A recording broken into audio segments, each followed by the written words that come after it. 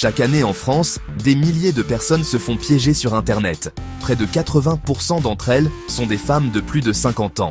Escroquerie sentimentale, arnaque au sentiment ou à la romance.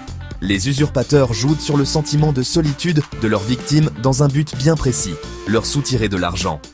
Alors, pour commencer, quel est le mécanisme de ce type d'arnaque ? Ça débute souvent sur un site de rencontre ou sur les réseaux sociaux. L'escroc aborde la victime en exprimant, au fil des échanges, des sentiments forts à son égard. Une fois la confiance de la victime gagnée, l'emprise sentimentale installée, l'escroc lui demande de l'argent sous différents prétextes d'urgence. Par exemple, des frais médicaux, des problèmes administratifs ou judiciaires.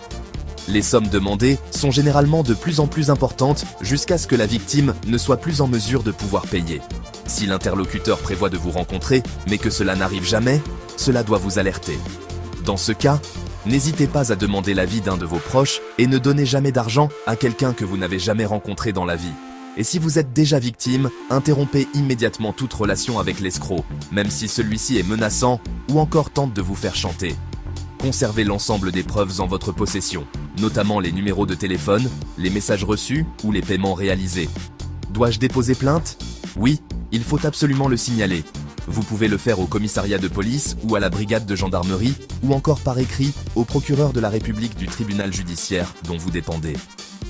Sachez qu'il existe également la plateforme dédiée T qui permet de déposer une plainte en ligne pour ce type d'infraction.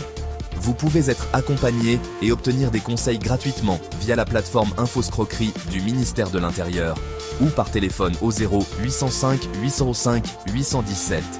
Voilà, vous savez tout, ou presque tout. À très bientôt.